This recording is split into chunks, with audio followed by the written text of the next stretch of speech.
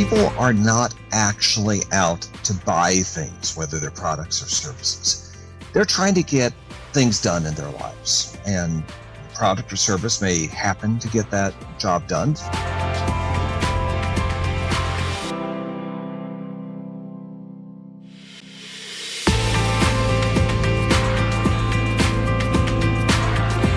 Welcome to Prime Venture Partners Podcast, a podcast for entrepreneurs looking to build and grow their startups. Learn about uncommon strategies and common traps from makers and doers of startup ecosystem.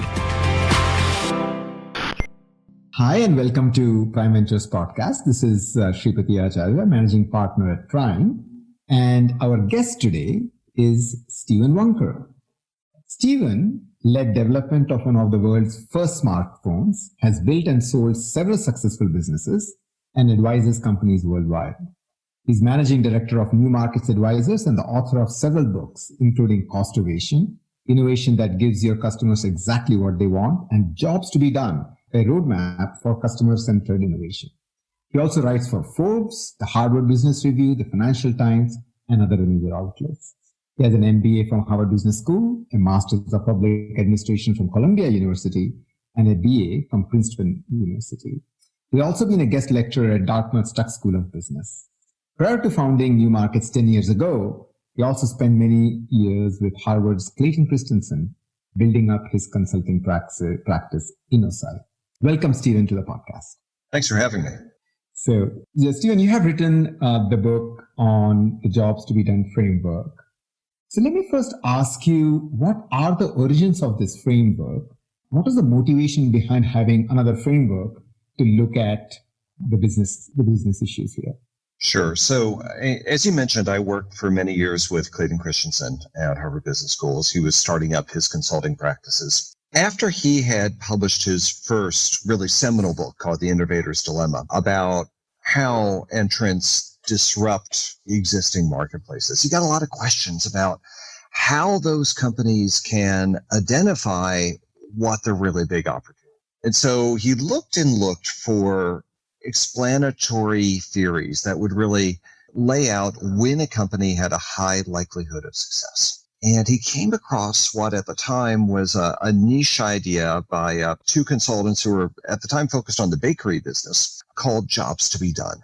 And he learned more and more about it and really popularized it in his second book, which was called The Innovator's Solution. Since then, he talked about it a lot. He actually wrote a book about it about 4 years ago called Competing Against Luck. And he got the idea out there. And what I did was, I was one of the first people who had the privilege of doing this with Clay, of trying to translate that from writings into action and practice. So what I did in my book, Jobs to Be Done, is really try to operationalize the theory into something that people can use on a day-to-day basis.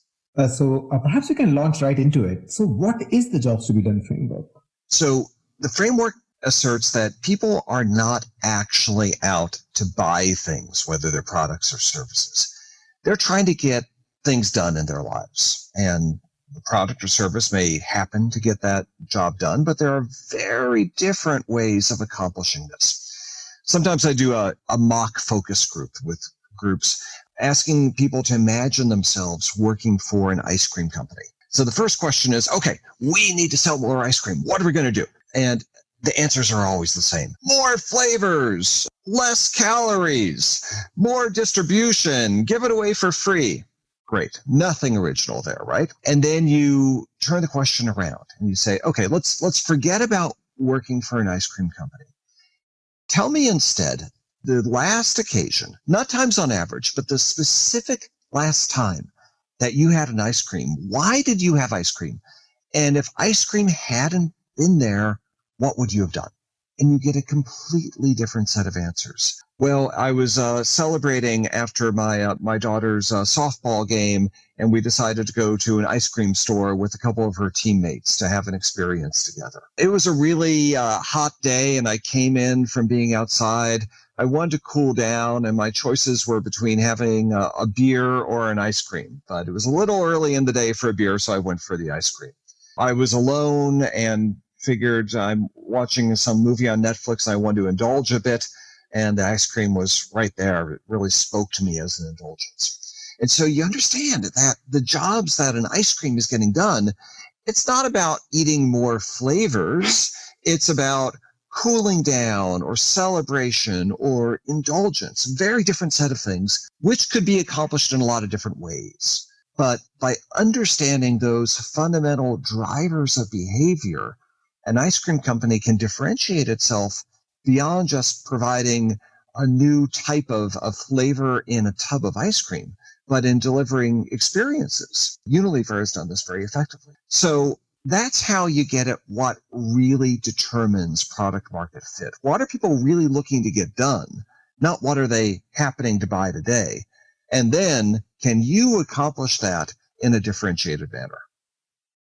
I'm curious to what are some of the answers which they, after the end of this exercise, what are some of the answers on the ice cream front? So let me give you an example from Unilever with their Ben & Jerry's brand. So they recognize that people want to have an experience, that it's a personal moment, so they want it somewhat personalized to them, that it can also be an indulgent moment. So they created actually a line of ice creams called Core.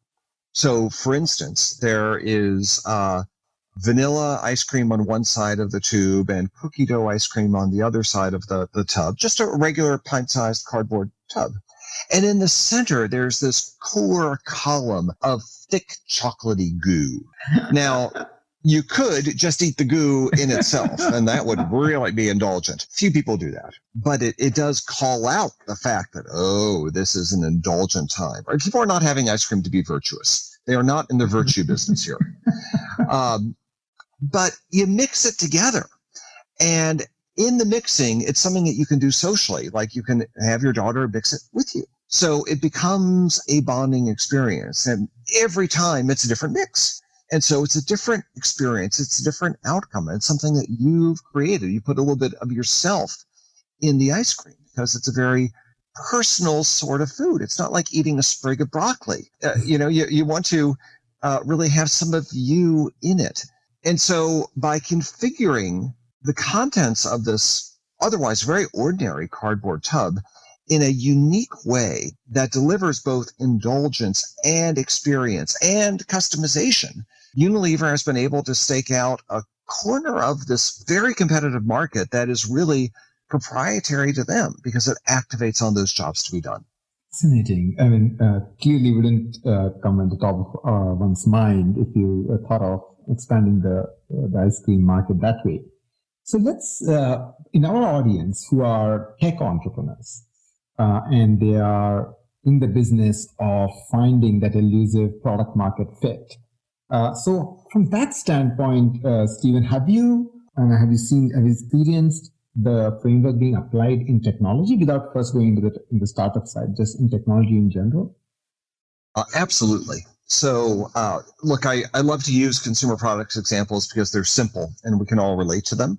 But I would say in the tech community, we see the loudest evangelism for jobs to be done. Our biggest client as a company is Twitter. Jack Dorsey is a fervent believer in jobs to be done. He often talks about the two Twitter jobs of launch something new and connect with what's happening for advertisers, that is. And there's others too, right? But I won't talk too much about Twitter. But Jack is out there very strongly hammering this again and again. Tell me what job your feature is getting done. Otherwise, why do we need this feature? I'll give you an example that I can talk about pretty publicly. It's actually on our website, which is a company in Los Angeles called iRise. So iRise, many years ago, created the market for visualizing website functionality before there were wireframes. It was basically the iRise system to create these clickable prototypes. And they created an industry-leading package, which got to be very fancy and very expensive. And then it was disrupted by firms like Balsamiq and Figma that had lower fidelity, lower functionality prototypes, but at a vastly cheaper, even free cost. And so they needed to figure out where are they going to go in the marketplace. we worked with them to determine what are the jobs that they're trying to get done. And we used our framework that's called the Jobs Atlas. And that's laid out in our book, Jobs to be Done. It's also on our website for the book, jobsroadmap.com. And the Jobs Atlas looks not only at the jobs, but at the whole system around it. It looks at the drivers or contextual factors of why certain people prioritize jobs in certain situations. What are they doing today? And what are the pain points around what they're doing today? What are the criteria to know about whether you're successfully meeting a job or not? And what gets in the way of successfully getting that job done? How much value do you create by getting that job done? And then what are the competitive factors that you really compete against, the real competition for getting that job done, which may be traditional, but also very atypical competitors. The thing about that framework, by the way, is that it is completely the opposite of how most companies think about things. They start with the competition. What's our competitors doing? And then what can we price it at? What's the value?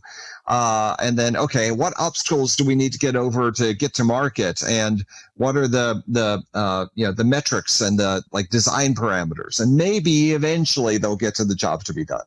But, we say you got to root in the job. So for iRise, what they did was step back and they looked at the software development lifecycle.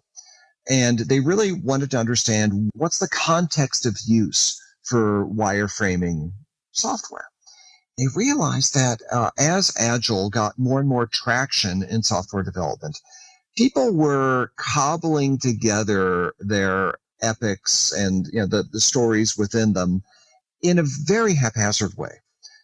We had moved from this very rigorous process of requirements definition in more of a waterfall type approach to what was extraordinarily messy. And while it worked on a small scale, when you translated that to bigger development projects, the reality was sort of ugly. Not only in terms of determining the hierarchy of things, but really in communicating around a larger organization. What are we talking about with this story? How is this really going to work? What are your feedbacks to different pivot points in the story, things that we can really act upon? How does it relate to these other things? And wireframing could be a great way of communicating that. But people were still cobbling together their basic free tools, and then they were using some Google Doc to write in comments, and then they were putting the backlog into Jira and then prioritizing what they were going to do. And it was this ugly cobbling together of all these solutions. And so they created a system for requirements definition in an agile environment using wireframe. And that was novel in the marketplace. They could price it at a point where they could capture the value they were creating. They stood out, even being a relatively small company, about 30 people. And they created this new market space that actually people were trying to get done for a long time. They were just answering the challenge in very different ways. Peter Drucker, who was one of the great management theorists of the 20th century, wrote 50 years ago, he wrote, "Customer rarely buys what the company thinks it is selling him." That was totally the case in the requirements definition and agile software market. Then we could understand what the customer is actually buying, and they were very awkwardly piecing together, but iRise was able to get it right. So that's a fascinating story. Both the Twitter example you gave, Steve, and also the iRise example. So in a startup, you frequently don't know the product which you need to build. So you have got something, you put it out there, some folks are using it. And then you want to ideally iterate quickly towards something which has this thing called the product market fit, wherein the demand vastly exceeds the supply, and then you are in business, or your ability to supply. So in that kind of an environment, how should the entrepreneurs in this case go about following this framework to achieve maybe a PMF faster, if it's possible, or maybe at least start exploring in the right direction? So this is an emotionally hard thing to do, but you need to not be totally in love with your solution. Rather, you need to go out and talk to people in a very open-ended manner and understand what they are trying to get done. And that is usually a oblique conversation where you triangulate things. right? If you actually just go out and ask, what are you trying to get done with ice cream? Well, people will look at you like you're from Mars, right? So you need to understand the context and what the priorities really were. And then ultimately you might get there, right? To say, okay, so what role was ice cream playing in that occasion? But you got to understand the occasion.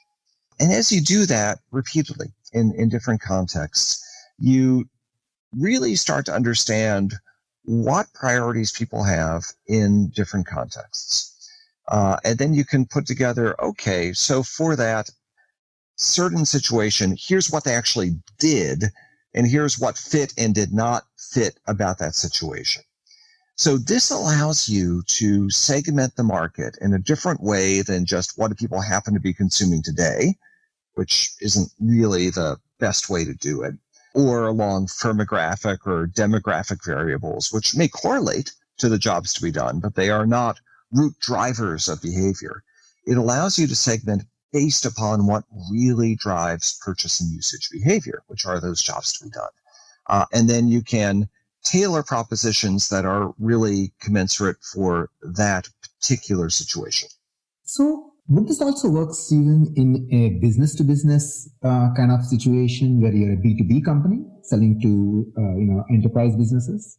Absolutely. It is a really useful way to sort of look across stakeholder types and understand the very different jobs and their different approaches and success criteria so that you can determine who you're really trying to target. So let's give a very different example. A company we worked with that did telematics for trucking fleets was typically selling to purchasing managers. And there are a few of these telematic solutions on the marketplace, and they were just getting hammered on price. And so they stepped back and they tried to understand what operational fleet managers were doing, or for very large companies, trucking companies, the planners for fleet, or HR. What was HR trying to do? And they were able to cobble together not just systems that spat out data, but systems that did something with the data. And because that was unique and made those folks' jobs much easier, they were then able to sell to these other stakeholders who could then pull on the purchasing department to say, I know this company is 20% more expensive than the other, but they actually help me do what I need to get done. So please, let's evaluate on that and not just on the easy apples to apples considerations that I know you in purchasing want to be prioritizing. We do this in healthcare all the time, where there's doctors and hospital administrators and patients we're often forgotten about, and the caregivers of patients and insurance companies. And you have to understand all of those different jobs to be done to really get a grasp on the prospects for, say, a new medical device or a drug. Well, that's fascinating. So what you're saying, Steve, is that it's not just the product which you're selling to a buyer, you're selling it to your target customer, which has got all these secondary users of that product as well. And so the job to be done is actually what's going on within that organization, not just that particular customer who you think is your buyer. Absolutely. You get a lot more levers available for differentiation and innovation if you can think about all the stakeholders who are involved and not just think about a business as some monolith. One of the other important things to remember in B2B sales, which often gets forgotten, is that human beings are not robots. There are emotional factors that go into any purchase. The purchase of surgical equipment or advertising technology has emotional as well as functional factors. And so you have to be cognizant of how a solution might make somebody look good or visionary or reduce pressure from a boss. That stuff really matters. So do you think, Steve, that to the extent that this particular framework is enabling me to ascertain the value which I'm providing as to the customer, can it also be used to figure out pricing in a better way? It can. So I'll give you another example. When BMW sought to relaunch the Mini brand, they had bought this brand in the 90s as part of a larger acquisition. The Mini had been defunct for close to 30 years.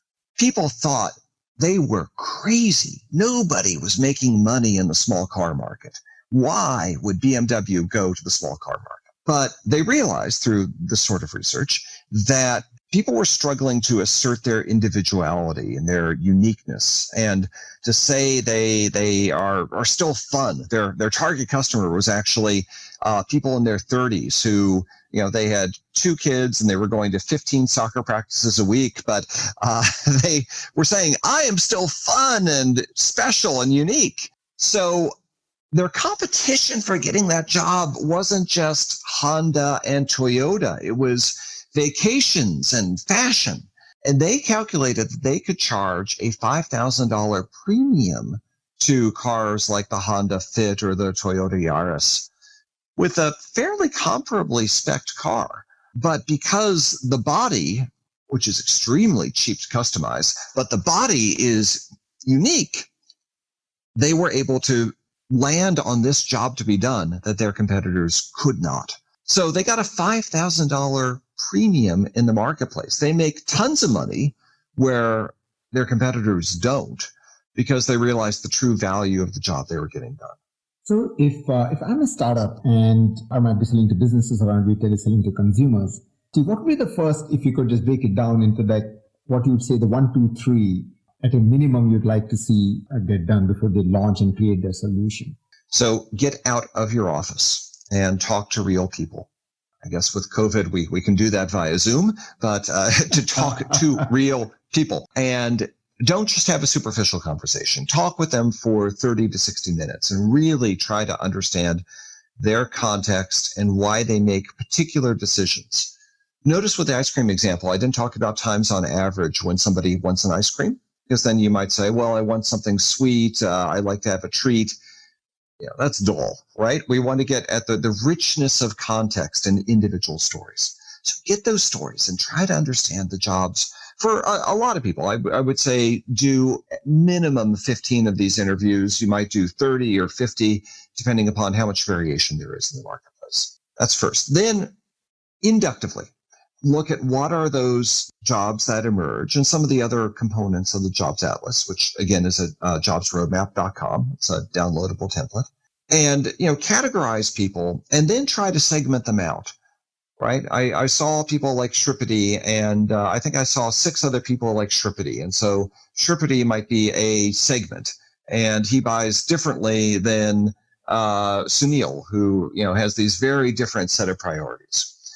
So, as you can do that, then you start understanding the market probably in a different way than your competitors.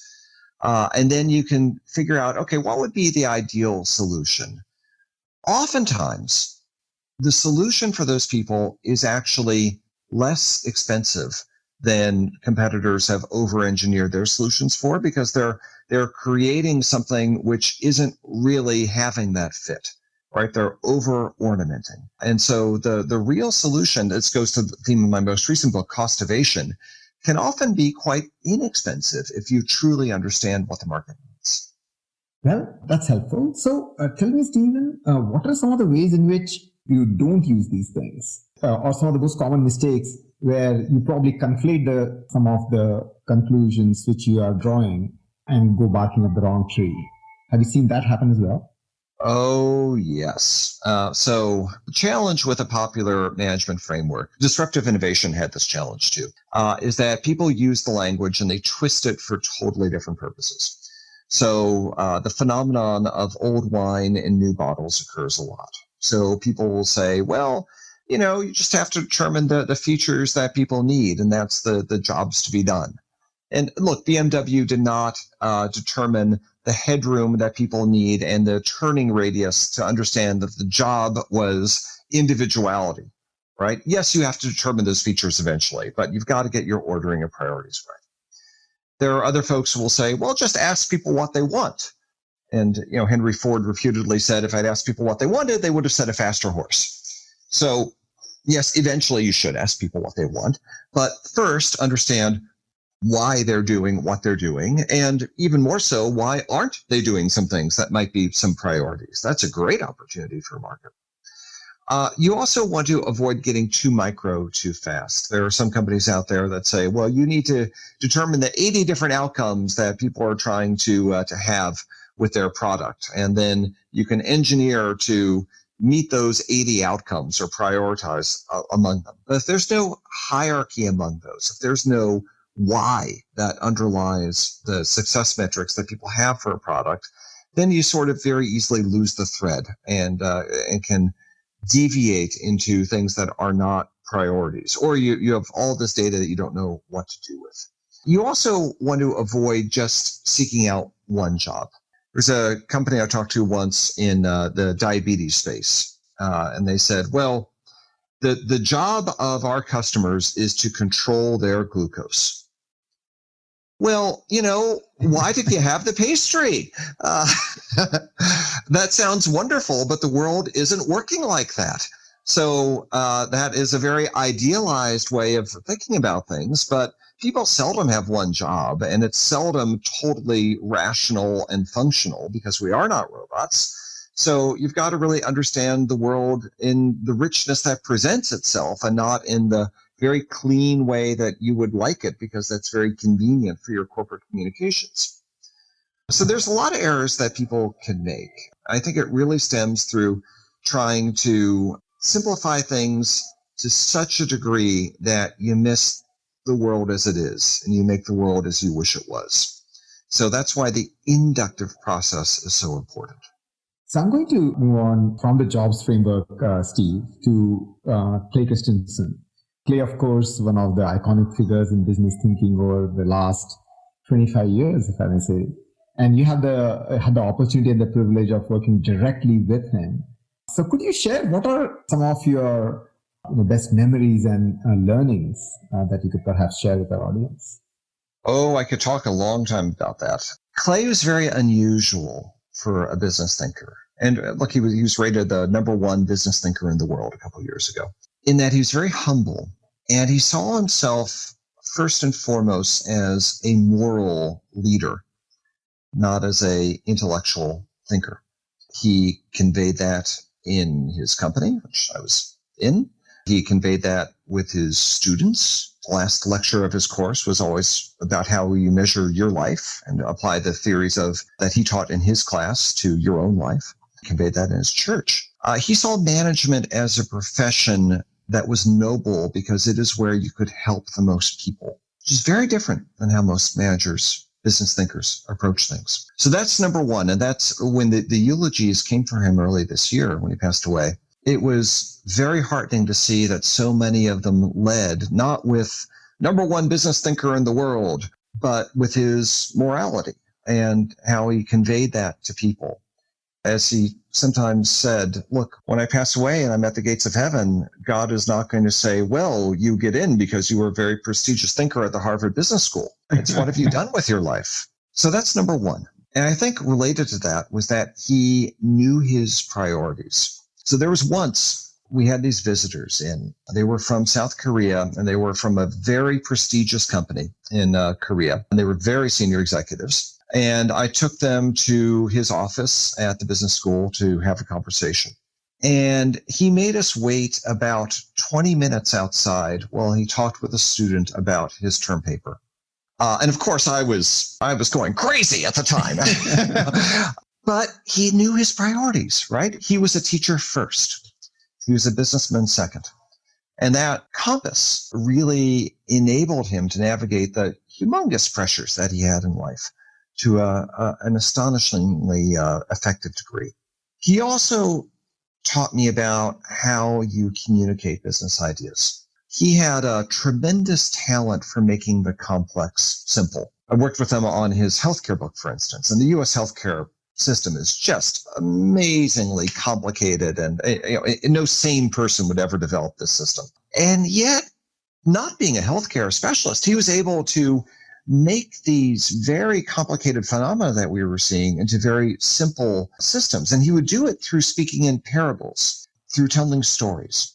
He was a senior leader in his church, and he said, well, look, this is how Jesus made the complex simple too. He told stories. So he would find a business parable that fit his purpose. And, look, I could go on and on. I'll just use one more, which is that when he met with the senior executive, the first thing he did was listen. He did not preach. Then he would use logic and examples or parables to help the person come to their own conclusions. He said the first time he met with Andy Grove at Intel, Grove just wanted the answer. And instead, he told a story about the steel industry, carefully chosen story. And it took a lot longer than Andy Grove, who's very impatient, wanted. But at the end, he just sat back and he pondered. And then Grove said, I got it. We're like these people, and we should do this, because otherwise we're going to be U.S. Steel and we're going to go bankrupt. And had Clay just led with that recommendation, he never would have had the impact. So even in situations like that, he felt that you could teach. And you teach by listening and then telling stories and helping somebody arrive at a conclusion rather than trying to be the smartest person in the room and solving everybody's problem for them. So anyway, that's a few takeaways from a really amazing, not just career, but amazing life. That is such a great note to end on, Stephen. So let me ask, where can people reach out to you or learn more about your work? So the company, again, is New Markets Advisors. That's markets with an S. Otherwise, that's a real estate firm in Las Vegas. But we also, for our books, we have websites. So for Jobs to be Done, it is jobsroadmap.com. And that will redirect to the New Markets website and the page about that book. And for Costovation, it's costovation.com. We also have an earlier book called Capturing New Markets, which is capturingnewmarkets.com. And we have lots of tools and frameworks and articles about those books available there. And of course, they're all available on Amazon and other bookselling sites. Well, thank you, Stephen. Thanks for your time. Thank you. I've enjoyed it.